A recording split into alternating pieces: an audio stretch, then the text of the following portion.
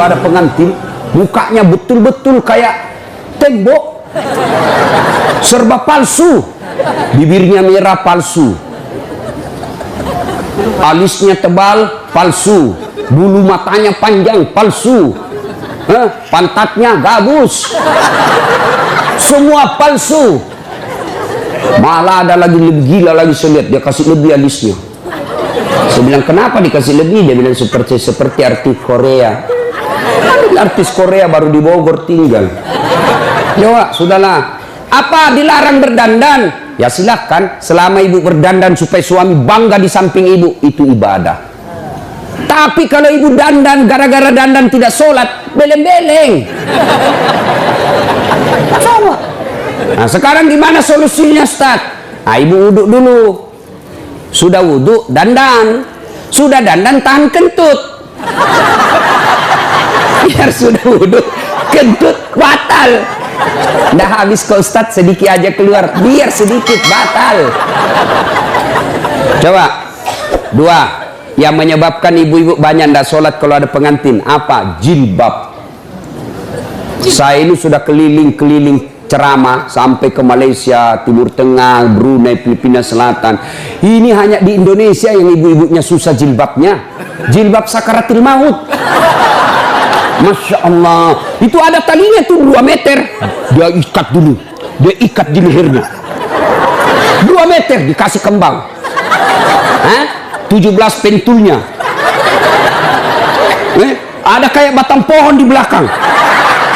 Sudah. Tidak bisa lah dia goyang lehernya.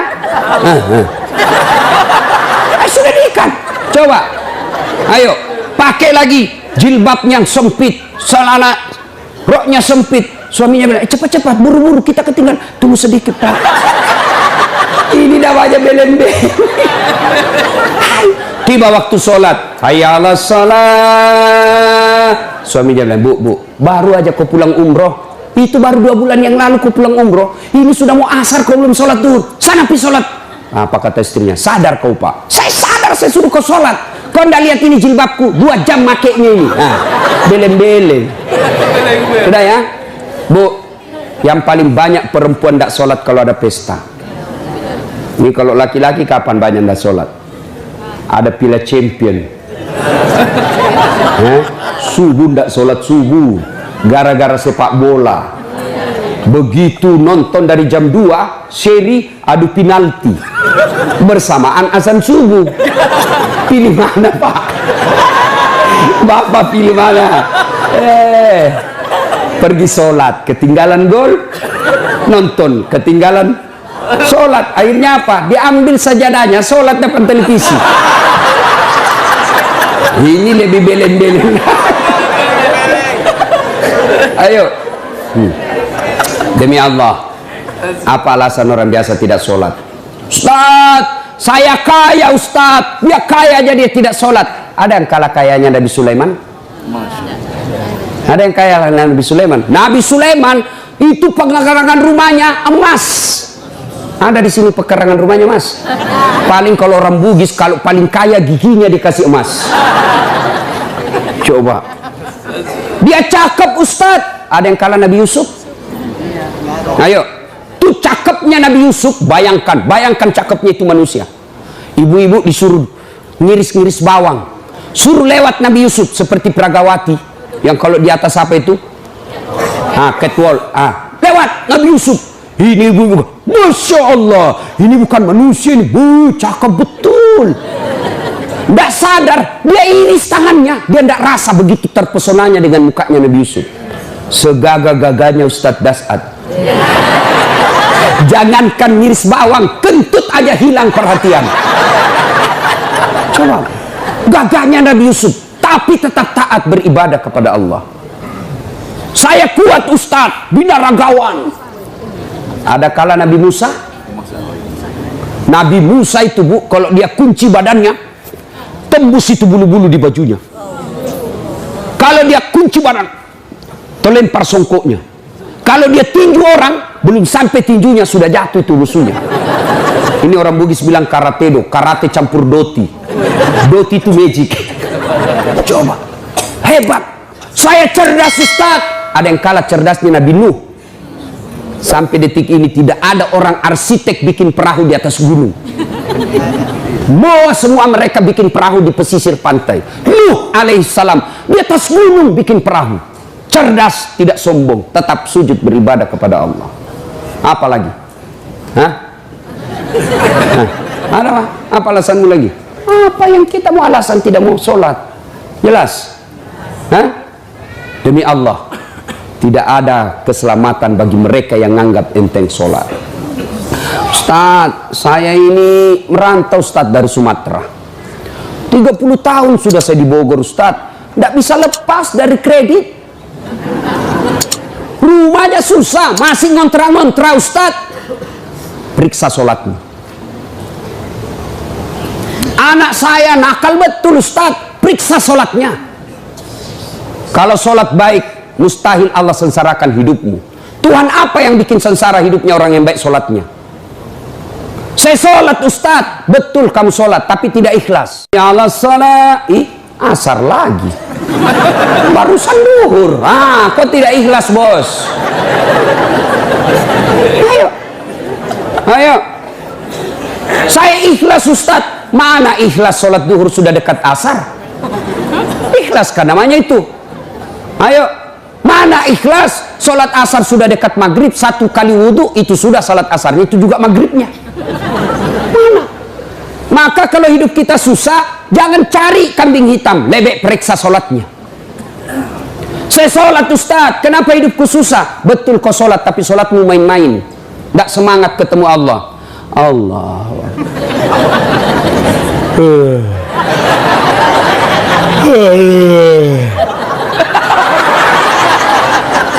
Suratul. Ada yang sholat seperti itu. Ada. Sholat kayak ditiup angin. Allahu Akbar.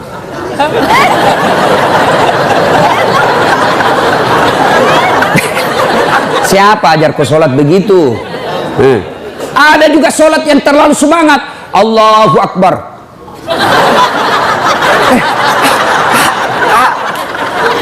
Ibu ketawa karena membayangkan diri sendiri lah. Makanya kalau ada masalah dalam hidup, ayo pertama yang harus kita selesaikan, sempurnakan sholatmu bos. Saya sholat Ustadz. Betul, ibu sholat, tapi ibu yang pakai baju sholat sudah 3 hari tidak dicuci. Ketemu Allah pakai daster tinggi sebelah lagi, CD-nya 2 hari tidak dicuci dipakai. Begitu sholat gatal semua. Siapa ngajar sholat seperti itu? Ayo ya, mulai hari ini koreksi sholatnya Bu. Ibu saya di kampung itu 14 anaknya Bu. Tidak ada sekolah, bahasa Indonesia tidak lancar. Tapi yang membuat saya kagum, kalau mau sholat dia ganti bajunya. Saya aja belum mampu seperti itu. Itu di ruang tidurnya dia gantung kudung dengan bajunya, dengan ada yang pembungkus kepalanya. Setiap beliau mau sholat pasti dia ganti baju. Masya Allah. Selalu ini yang membuat ibu saya doanya makbul. 14 anaknya. Ibu cuma 1 anaknya tidak bisa ganti baju kalau mau sholat. Yang ketawa, saya serius ini Bu. Masya Allah. Bapak-bapak, adik-adik, kalau ada yang sampai sekarang belum dapat kerja yang baik, koreksi sholatmu. Ayo, apa susahnya sholat bos? Apa susahnya sholat? Lebih susah puasa, 30 hari kita lapar. Lebih susah haji, ngantri. Umrah aja ku kejar-kejar, sholatmu tidak bagus. Ayo. Mau zakat sedekah berat, ada duit modal. Sholat yang penting ada maumu. Haji sekali setahun. Umrah perlu modal. Sholat 24 jam Allah menunggumu. Subuh Allah nunggu. Tengah hari capek Allah tunggu duhur. Sore mau curhat Allah tunggu asar. Maghrib selesai kegiatan Allah tunggu di maghrib kita. Mau tidur silahkan curhat sebelum isya. Tengah malam bangun tidak bisa tidur, yuk kau sholat tahajud. Cuma kita tidak sadari kekuatan sholat. Sholat kecil buat Allah kasih kalian rumah, kecil buat Allah kasih kalian jadi anggota DPR. Kecil itu asam urat, kecil itu kolesterol. Perbaiki sholat. Cuma kita kalau sakit langsung ke dokter. Memangnya dokter yang sembuhkan kamu? Maka Allah dulu, Allah, dokter. Saya sampai detik ini belum pernah ketemu dokter yang hebat. Kenapa? Begitu saya ke dokter, saya juga yang kasih tahu penyakitku. Assalamualaikum Ustaz. Waalaikumsalam dok. Kenapa Ustaz? Ini mencret-mencret saya dok. Kenapa bisa? Dalam hatiku, ya urusanmu. Karena kau dokter. Masa saya yang kau tanya? Allah, tanpa bapak beritahukan, ibu beritahukan, Allah sudah tahu penyakitnya ibu. Yang dokter hebat itu baru muncul, pasti mencret Ustaz. Itu hebat itu. Tapi yang tidak. Iya. Maka bapak ibu sekalian, perbaiki sholat. Bah, itu tetangga saya Ustaz, tidak sholat, tapi kok rezekinya baik, proyeknya lancar. Oh jangan salah, memang duitnya banyak, mobilnya mewah, rumahnya megah, tapi apa yang ibu bapak tidak tahu, istrinya selingkuh, suaminya membalas. Banyak kita lihat orang kaya, tapi menderita batinnya. Duitnya banyak, dihormati di kantor, dimuliakan di kantor, tapi sampai di rumahnya dilempar piring sama anaknya masih SMP. Itu sudah banyak duitnya, tapi tidak ada kebahagiaan rumah tangganya. Banyak duitnya, tapi tidak ada bisa dia makan. Duitnya 7 miliar, tapi dilarang makan nasi. Apa enaknya? Dilarang makan nasi, dilarang makan karedok. Apa? Yang bisa dia makan hanya ubi rebus. Duit 7 miliar cuma ubi rebus. Pret. Ya, maka Bapak Ibu, adik-adik, jangan galau, perbaiki sholatmu. Saya bisa bicara begini, saya alami. Demi Allah, saya pernah menjadi cleaning service. Bersihkan toilet triple terkenal di Makassar waktu itu. 4 toilet saya harus bersihkan tiap hari. Saya bilang sama koordinator kebersihan, tidak usah gaji saya, kasih masuk namaku undian umroh kalau ada gratis. Sampai tutup itu kantor, tidak dapat. Saya pernah menjadi loper koran. Selesai sholat subuh saya bawa naik sepeda itu langganan harian Fajar di Makassar. Hilang lagi sepeda BMX ku. Tidak tahu sampai sekarang saya belum dapat siapa yang curi. Yang ngajar itu kalau saya dapat itu saya lapor di KPK. Masya Allah. Hai, saya sering jalan kaki pergi sekolah. Saya pernah dihina kawan saya waktu kuliah. Keluar dari ruangan kuliah, dia tunjuki saya, Dasat, tidak malu-malu kau, cakar semua bajumu. Cakar itu rombengan. Nah, tahu, baju bekas yang dari Eropa dijual 100.000, kalau di Matahari 100.000 satu. Ini 10.000 4, masih ditawar. Coba bayangkan. Saya tidak marah. Biiznillah, dengan izin Allah, saya istiqomah pelihara sholat dengan sebaik-baiknya. Alhamdulillah, dengan izin Allah, saya sudah punya travel sendiri. Kapan saja saya mau umroh bisa, dengan izin Allah. Kalau kawan saya dulu yang hina saya kata kepada baju cakar, alhamdulillah sekarang Ramadan baru-baru saya kasih lagi zakat. Coba, saya jalan kaki dulu, alhamdulillah punya kendaraan yang jarang seperti itu di Makassar. Alhamdulillah, dengan izin Allah. Apa susahnya Allah kasih kamu rumah? Apa susahnya Allah kasih lunas utangmu? Kecil buat Allah. Yang penting sholat, men, sholat. Perbaiki sholatmu, Allah yang selesaikan utangmu. Adakah manusia tidak ada masalahnya di dunia? Hah? Ini malah ibu-ibu penuh masalah, saya lihat mukanya ini. Mana ada manusia tidak ada masalahnya? Semua punya masalah. Ustadz, ibu pikir tidak ada masalahnya? Masalah saya besar, mau kawin lagi tapi takut sama istri. Semua punya masalah. Alhamdulillah Allah tidak berkata, Dasat, kalau ada masalahmu kau jadi anggota DPR dulu. Ada masalahmu kau jadi gubernur dulu. Ada masalahmu kau jadi profesor dulu. Tidak, Allah cuma minta, Dasat, ada masalahmu, ista'inu bis-sabri was-salah. Sabar, perbaiki sholatmu. Saya yang selesaikan masalahmu. Itu janji Allah, bukan janji caleg. Oh, kalau caleg dijanji Anda boleh, kita dijanji surga, dijanji juga kita surga. Nih kartu namaku, pilih saya. Ada masalahmu, punten, hubungi saya, sama-sama Sunda. Pilih, begitu terpilih, dia ganti nomor HP-nya. Ini manusia, tapi kalau Allah, ayo dek, ada masalahmu, perbaiki sholatmu. Ya? Teman setan yang pertama, nganggap enteng sholat. Apa akibat dan hukuman bagi mereka meninggalkan sholat? Lain waktu kita bahas. Sekarang yang kedua, penyakit hati yang kedua, sombong, ujub, takabur, borroh, mau dibilang, mau dikata, itu penyakit sombong. Ingat sejarahnya iblis keluar dari sorga? Ya? Apa penyebabnya? Apa karena dia miskin? Apa karena dia korengan? Apa karena dia penyakit kusta? Tidak. Ciptakan Adam.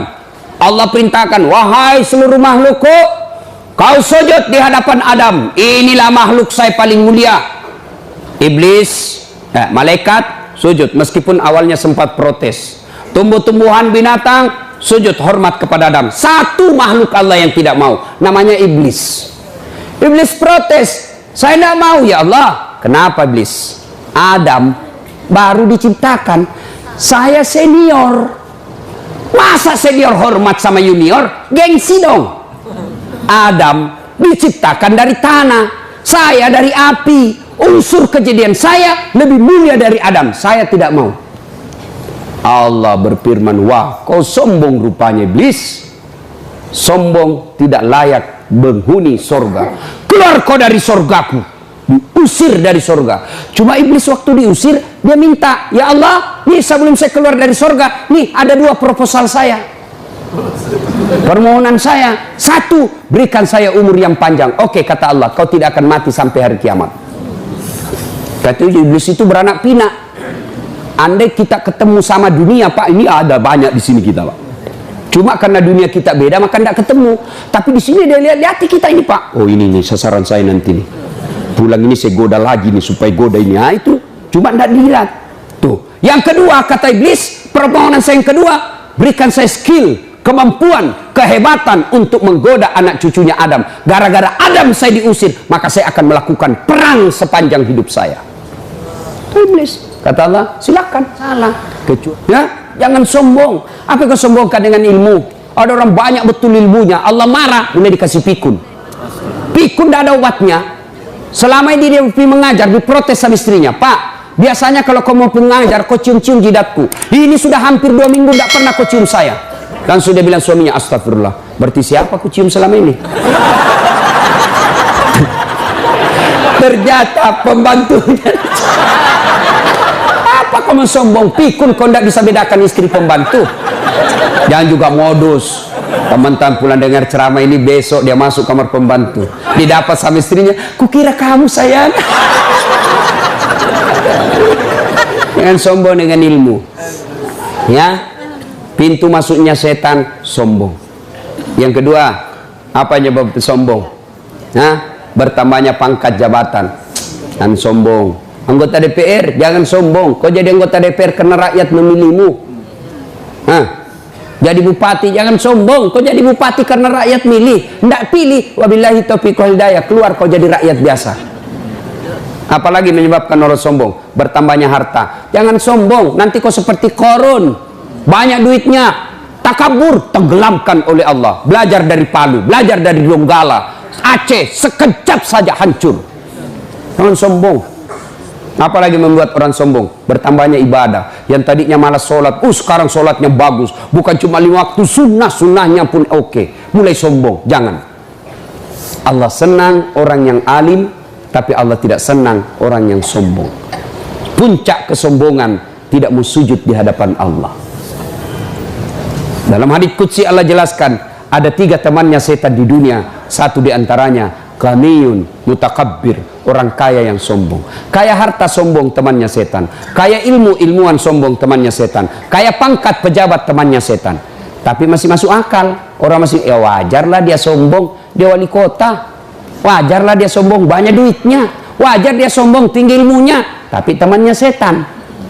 Masih wajar. Tapi ini sudah miskin, pengangguran, jelek mukanya, bau keteknya, sombong lagi. Bukan kau temannya setan, kau sudah jadi setan cilaka. Salatullah salamullah ala toha rasulillah. Salatullah Salatullah salamullah ala yasin habibillah. Ibu bapak, saudara-saudara sekalian yang saya hormati. Satu, teman setan itu penyakit hati, menganggap enteng sholat. Dua, sombong. Tiga, bakil, pelit, dedekut.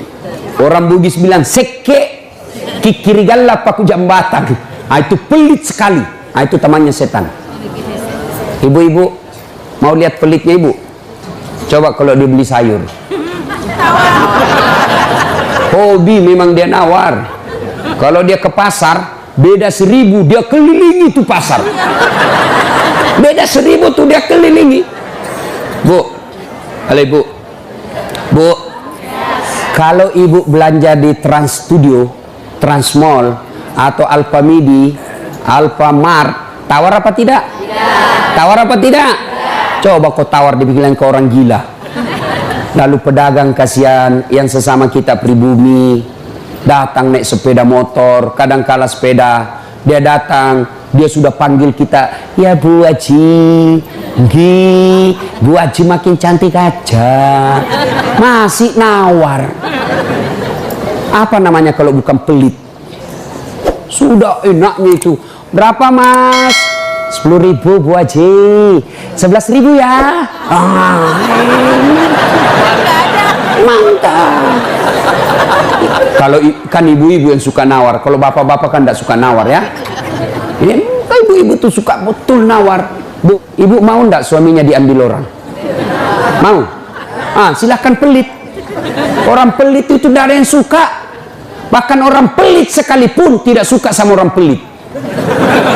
Benar Pak. Begitu jeleknya itu sifat pelit, tidak ada yang suka. Coba saya tanya, bapak-bapak senang tetangga dermawan atau pelit? Ibu-ibu senang suami yang pelit atau dermawan? Senang mantu yang pelit atau dermawan? Teman-teman yang pelit atau dermawan?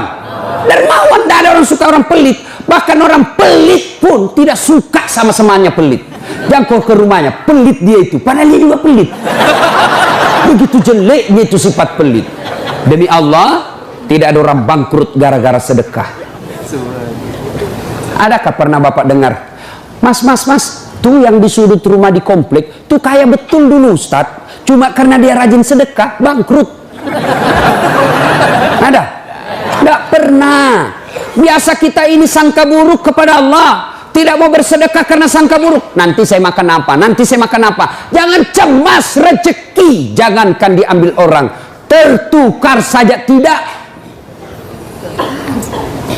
Cicak aja dijamin rezekinya. Tahu cicak? Tahu? Cicak makan apa ibu? Masuk akal enggak?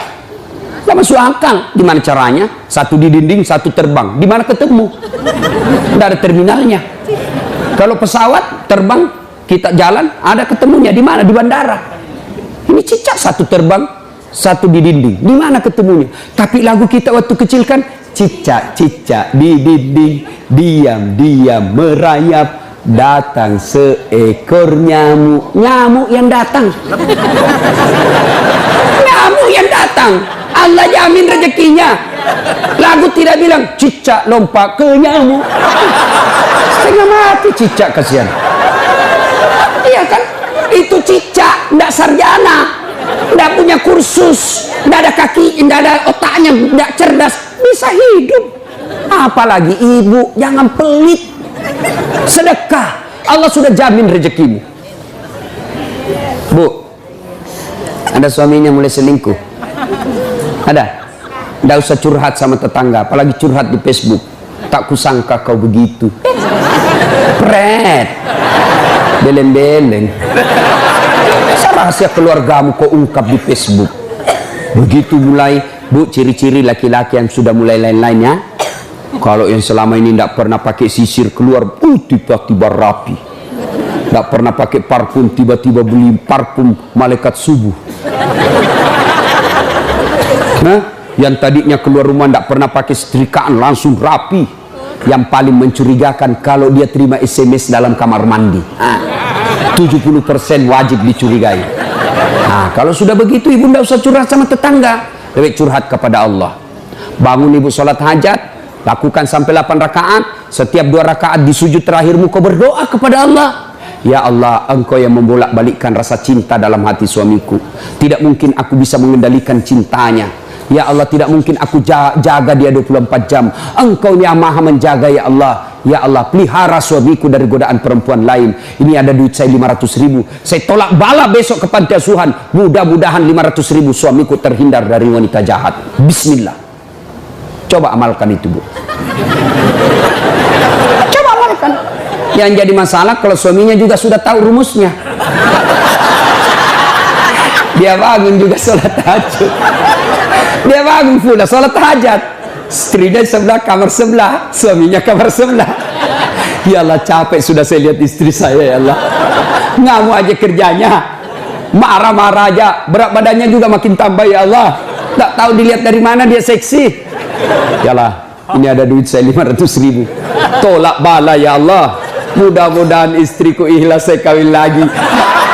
Bingung malaikat yang mana? Jangan pelit. Demi Allah, tidak ada orang bangkrut gara-gara sedekah. Saya kasih contoh. Tanggal 4 kemarin, sehari sebelum lebaran, ya tanggal 3 malam, ada anak-anak usia 19 tahun, bapaknya Flores, mamanya Toraja, Kristen. Karena sering dengar ceramah saya di YouTube, akhirnya dia memutuskan diri masuk Islam. Desember kemarin, 19 tahun. Tanggal 3 malam, dia DM ke saya di Instagram. Ustadz, saya ini dicerita cara mualafnya. Kemudian besok sudah mau lebaran, saya belum punya baju baru Ustadz. Saya lihat Ustadz ini bagus-bagus bajunya. Di mana belinya Ustadz? Saya bilang sebenarnya baju saya tidak dibeli, bikin sendiri. Tapi yang lebih sebenarnya lagi, bukan baju yang bagus, saya yang gagah. Ya, sudahlah. Saya butuh baju lebaran. Saya bilang, kau datanglah ke rumah saya. Saya sediakan kau pilih bajuku yang kau suka. Dia pakai tongkat turun dari taksi. Kasihan saya. Kenapa kakimu, Dek? Ternyata diamputasi kakinya. Dia singgah sholat asar ditabrak mobil. Saya bilang berat betul hidupnya ini anak. Diusir dari orang tuanya, Pak. Diusir, sekarang tinggal di masjid. Tidak disetujui, hanya dia sendiri masuk Islam. Diusir. Bilang, kenapa kakimu? Saya cerita. Sedih saya, sempat berkaca. Jangan sedih Ustaz. Ini tidak ada artinya nih kaki ketimbang iman saya kepada Allah. Luar biasa, 19 tahun. Saya ambil baju saya yang paling bagus. Kau pilih ini, Dek. Mana kau suka? Bener, diambil yang paling bagus. Sempat juga saya nyesal. Sudah. Karena saya buru-buru ke bandara. Saya mau pergi khutbah. Ya, ini Dek. Kau ambil 1 juta. Sudah, kembalilah dia. Naik Grab lagi. Sudah. Perjalanan saya ke bandara, masuk WhatsApp. Ustadz, berapa nomor rekeningnya? Wakil Wali Kota Balikpapan. Dalam hati saya bilang, kenapa lagi Pak Wali? Ada apa? Pada dalam hatiku, segeralah. Kirimlah nomor rekening. Masih di atas mobil, masuk. Masuk, berapa transferan masuk? 30 juta. Tadi keluar 1 juta. Tidak cukup sampai situ, Allah balas lebih banyak. Sampai di airport, bandara, depan pintu 7 nunggu saya keberangkatan. Tiba-tiba ada ibu-ibu lari bawa amplop. Ustadz, tunggu dulu Ustadz. Apa? Ini dalam hatiku, ada apa lagi? Padahal cepat sudah. Ini ada ternyata ada fans saya, dia lihat saya di bandara, dia mau kasih, tapi cepat buru-buru mau masuk bandara. Dikasih saya melalui itu ibu. Nih ada Ustadz titipan dari ini. Oke, saya buka, berapa isinya? 10 juta. Sudah 40 itu kan gantinya. Besoknya tanggal 5 selesai khutbah. Biasanya kalau saya khutbah dikasih itu ibu 25 juta sama itu Bu Bupati. Berapa saya dikasih waktu itu? 35 juta. Berapa Allah ganti? 75. Keluarkan 1 juta, Allah ganti 75 juta. Kenapa ibu miskin? Karena ibu malas bersedekah. Selalu berkeyakinan saya miskin. Maka Allah, ana inda sanni abdibi. Saya tergantung sangkanya hambaku. Kalau kau sangka tidak mampu, maka kau kasih tidak mampu. Sedekah ibu. Allah tidak lihat 1 jutanya. Allah tidak lihat 100 ribunya. Yang Allah mau nilai, kamu sedekah enggak 1 hari ini. Jangan pernah lewatkan maghrib tanpa sedekah di hari itu. Coba amalkan. Coba. Kenapa kita tidak bisa umroh? Karena selalu yakin saya tidak mampu. Maka Allah, ya sudah, kau yakin tidak mampu. Sedekah. Pulang ini kau sedekah sama tetanggamu, cari orang miskin, cari janda-janda tua, tidak usah janda muda, banyak yang bisa selamatkan. Jelas? Salatullah salamullah ala toha rasulillah, salatullah salamullah ala yasin habibillah. Nah, sudah banyak sebenarnya penyakit hati, tapi waktu yang terbatas. Saya cuma bilang waktu yang terbatas. Saya ada acara di Bandung, Ibu, jam 10. Saya ini orang kampung. Saya tidak tahu Bogor ke Bandung jauh. Saya pikirnya 1 jam. Inilah kalau kita pakai pulsa lokal. Saya orang kampung, tidak tahu saya. Oh, ternyata jauh. Nah, saya harus segera selesaikan. Insya Allah, kalau panitia ngundang saya lagi ke sini, saya datang lagi. Insya Allah ya. Nah, ini penyakit hati. Sekarang gimana cara mengobatinya? Ala bizikrillahi tatma'innul qulub. Ketahuilah dengan berzikir, mengingat kepadaku, maka hatimu akan jadi tenang. Jadi kalau kita punya penyakit hati, maka datang di majelis zikir Al-Ihya ini. Ini salah satu caranya. Memang ibu tidak dapat voucher, memang ibu tidak dapat undian, tapi apa yang ibu dapat? Ilmu. Tapi ilmu tidaklah terlalu menolong ketika ilmu itu tidak diamalkan.